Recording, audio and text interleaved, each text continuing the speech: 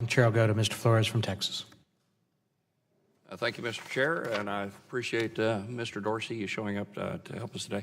If you don't mind, I'm going to run through a bunch of questions that we'll take and ask Twitter to supplementally answer those later.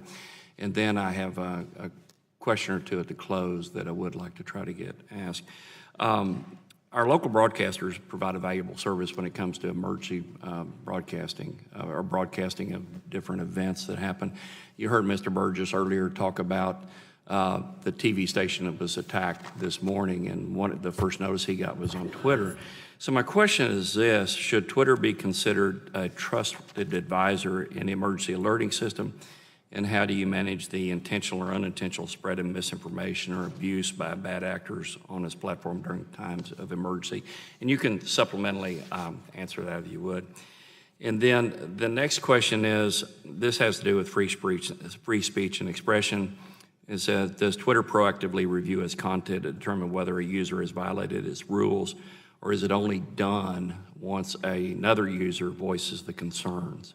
The next question is, do you have a set of values that Twitter follows when it makes decisions about flag content, or is it done on a case-by-case basis in which individuals at Twitter make judgment calls? The next one has to do with this is a conceptual question I'd like y'all to try to answer, and that's how do you balance filtering versus moderating versus free speech? I mean, there's always this tenuous balance between those two. So if you could, I'd like to have you respond to that. Then we need some definition. This is an oversight hearing. We're not trying to legislate. We're just not trying to get into fights. We're just trying to learn about the space. And so what we'd like to have are Twitter's definitions of behavior, Twitter's definition of hateful conduct, Twitter's definition of low-quality tweets. I'd like an explanation of the abuse reports process. And also, you said you had signals for ranking and filtering. I'd like to know how that process works if we can. I'd like to know more about the Trust and Safety Council, how it works and its membership. Some of that's publicly available, some of it's not. And then the Twitter definition of suspicious activity.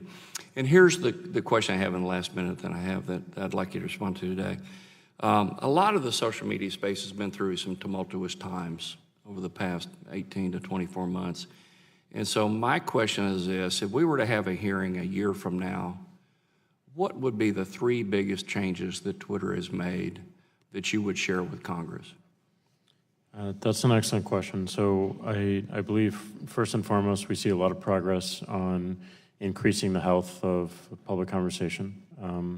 Second, I believe that we've reduced a bunch of the burden that a victim has to go through in order to report any content that is against them or silencing their voice or causing them to not want to participate in the public space in the first place. Mm-hmm. And then third, we have a deeper understanding of the real-world effects off-platform of our service, both to the broader public and also to the individual as well.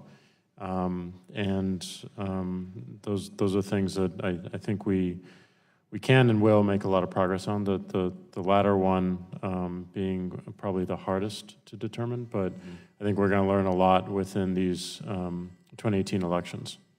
Okay. I thank you for your responses, and I know you've got team people back there that took good notes on the other ones that I left for the supplemental disclosure. Thank you. I yield back.